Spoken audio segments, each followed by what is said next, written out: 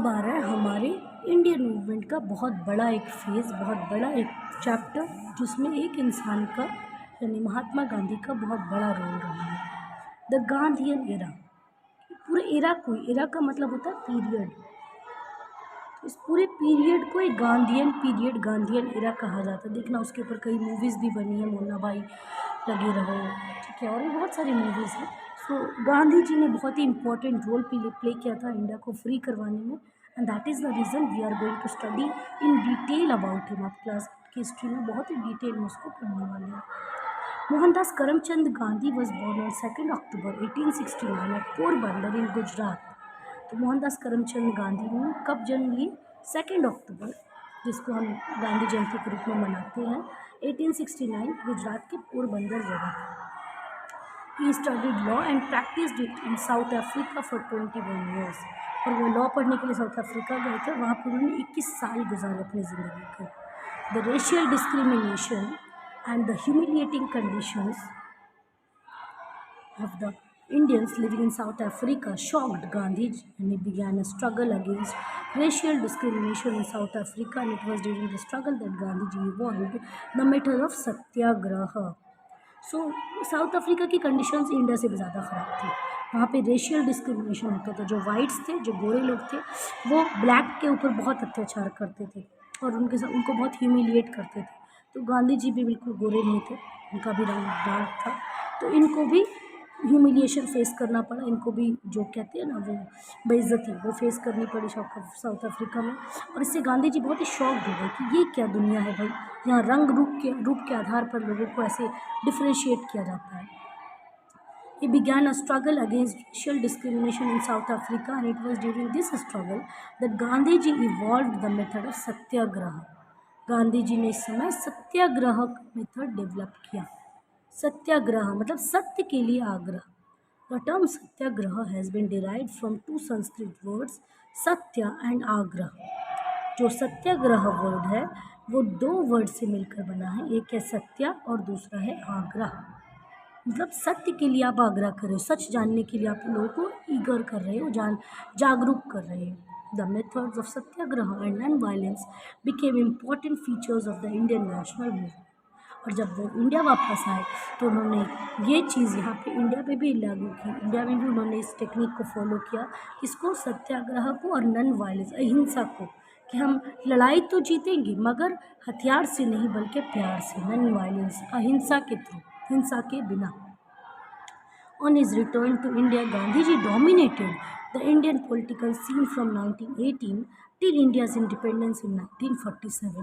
तो एक बहुत ही बड़ा सा आपको देखने को मिलेगा, ह्यूज जो टाइम पीरियड है वो यहाँ पे गांधीयन एरा के रूप में आएगा, 1947 से 1918, ठीक है। तो 29 years, as you can see, 29 years उन्होंने यहाँ पे इंडिया को फ्री करवाने में लगाया और अपने थॉट्स एंड अपने जो एक्शंस है उसके थ्रू इंडिया को जागरूक किया। This period of the Indian national movement is also referred to as Gandhian era. इसी एरा को गांधीयन एरा कहते हैं। यहाँ जो उन्होंने what is Gandhian era, question भी यहाँ पे बनता है, लिख सकते हो what is Gandhian era. So this is the answer कि जो टाइम पीरियड उन्होंने यहाँ पे इंडिया की फ्रीडम के लिए दिया, उसको ही हम गांधीयन एरा कहते हैं। अब क्वेश्चन है कि गांधीयन मेथड्स जो थे वो थे क्या? हमने पढ़ा सत्याग्रह, हमने पढ़ा नॉन वायलेंस, बट ये शब्द तो भाई अपने आप में एक नई परिभाषा, अपने आप में एक नई डेफिनेशंस कैरी करते हैं। सो लेट्स सी कि ये है क्या। सत्याग्रह यानी सत्य के लिए आग्रह। Gandhi ji technique of satyagraha was based on 2 elements. पहला ट्रुथ, सच बोलना है बिल्कुल, और नॉन वायलेंस यानी आप अहिंसा नहीं, मारोगे नहीं, पीटोगे नहीं, हथियार नहीं उठाओगे, प्यार से उनको ये बताओगे कि वो गलत कर रहे हैं और कितना गलत कर रहे हैं। Gandhi ji describe the role and duties of a satyagrahi. Gandhi जी ने एक सत्याग्रही, जो बंदा सत्याग्रह में इन्वॉल्व होगा, उसके क्या रोल्स होंगे, क्या ड्यूटीज़ होंगे, वो उन्होंने बता दी। क्या होगा? Satyagraha refuses to accept wrong and remains peaceful. Satyagrahi जो है वो गलत कभी एक्सेप्ट नहीं करेगा, मगर अगर एक्सेप्ट नहीं करेगा तो कैसे रिवॉल्ट करेगा, वो उसके अगेंस्ट कैसे जाएगा, वो बड़ा ही पीसफुल तरीके से उसके अगेंस्ट आवाज़ उठाएगा। ही और she does not hate an evil doer. Evil doer मतलब one who does evil work. जो गलत करता है उसको आपको नफ़रत नहीं करना है, ठीक है। रादर ही और शी हेट्स इविल, आपको गलत से नफ़रत होनी चाहिए, गलत करने वाले से नहीं, ठीक है। जो जुर्म कर रहा है जुर्म से नफ़रत करो, जुर्म करने वाले से, क्योंकि जुर्म करने वाला तो किसी गलत वजह से किसी गलत रास्ते पर भटक कर वो गलत कर, तो उसको सुधारो, ठीक है। For a truth a satyagrahi would accept sufferings himself और हरसेल्फ, सच जानने के लिए बोला जा रहा है सत्याग्रही क्या करेगा, सफरिंग्स खुद झेल लेगा, ठीक है, सच जानने के लिए। By doing so the satyagrahi would hope to arouse the conscious of the person who he has committed a wrong action. बोल रहा है ऐसा करने से क्या होगा, सत्याग्रही एक इंसान के अंदर की अंतरात्मा को झिझोड़ पाएगा, जो कॉन्शियस है, जो अंदर आत्मा है, जो हमारे इनर फीलिंग है, उसको झिझोड़ पाएगा कि नहीं मैं गलत कर रहा हूँ।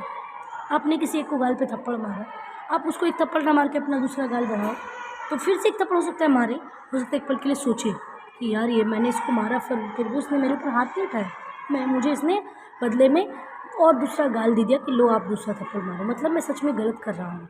हो सकता है ये बात उसके दिमाग में आ सकती है, और जब वो इस तरीके से सोचेगा तो वो अंदर से बदलेगा, वो इंट्रिंसिकली मोटिवेट होगा, उसके अंदर से वो मोटिवेशन आएगी कि नहीं मैंने गलत किया है, नहीं मुझे ऐसा नहीं करना चाहिए, ठीक है। ही और she has to give up fear, डर को बिल्कुल नहीं लाना अपने अंदर, हेट्रेड भी नहीं, नफरत किसी, और फॉल्स हुड, दिखावा जो झूठ होता है वो भी आप नहीं करोगे। ये सब एक सत्याग्रही के अंदर होनी चाहिए, then you are a true satyagrahi. Now come to non violence. हमने पढ़ा कि नन वायलेंस जो होता है वो भी गांधी जी ने प्रमोट किया था, उन्होंने कभी वायलेंस को प्रमोट नहीं किया। Gandhi ji believed that non-violence was needed for individual freedom to succeed and thrive. Gandhi ji का ये मानना था कि नन वायलेंस के थ्रू ही आप इंडिविजुअल फ्रीडम को प्रमोट कर सकते हैं, ठीक है। Following non violence does not make a person coward. Coward का मतलब क्या होता है, कावर्ड का मतलब होता है बुज़दिल, जिसके अंदर हिम्मत ना हो, कायर। तो अगर आप नन वायलेंस, अगर आप मारपीट खून खराबा में विश्वास नहीं रखते, इसका मतलब ये नहीं हो कि आप एक कायर, ऐसा गांधी जी का मानना था। It was the weapon that only a strong person could. ये एक ऐसा हथियार था जिसके थ्रू सिर्फ और सिर्फ एक स्ट्रॉन्ग आदमी ही लड़ सकता था, एक बड़े दिल वाला, जिसको कहते हैं ना बड़े दिल वाला, वैसा हिम्मत वाला इंसान ही इस तरीके के हथियार से आगे बढ़ सकता था। It is a positive and active force and infinitely superior to brute force. Infinitely मतलब बहुत अधिक बेहतर है ये किस तरीके के फोर्स से, जो बाहर से जो हथियारबाजी करते हो, जो लड़ाई झगड़ा करते हैं, उससे तो ये कहीं ज़्यादा बेहतर है, क्योंकि ये इंसान को अंदर से बदलेगा।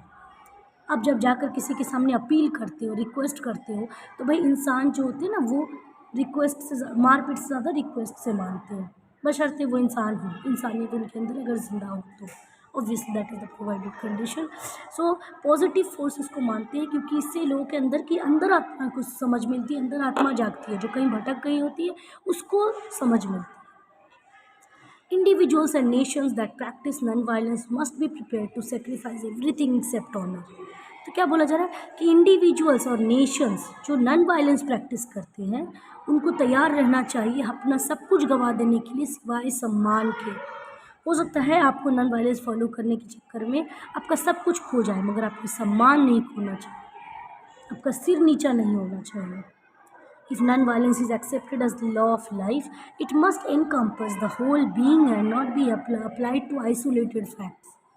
तो याद रहे कि अगर आप नॉन वायलेंस को फॉलो करते हो तो इसको पूरी ज़िंदगी का नियम बना लो, लॉ ऑफ लाइफ बना लो, जो इनकम्पस करेगा। इनकम्पस का मतलब कंप्लीट लेना, बिल्कुल 360 डिग्री में ले लेना, पूरा whole, as a whole, the whole being, पूरी दुनिया को, पूरे जगत को, पूरे संसार को, and not be applied to isolated facts. सिर्फ थोड़े मोड़े फैक्ट्स को नहीं, थोड़े थोड़े फैक्ट्स को नहीं, पूरी तरीके से आपको इस चीज़ को फोकस करना है कि आप लॉ, ये जो अगर लॉ ऑफ लाइफ बन जाए आपकी नॉन वायलेंस, तो आप हर चीज़ में इसको अप्लाई करो।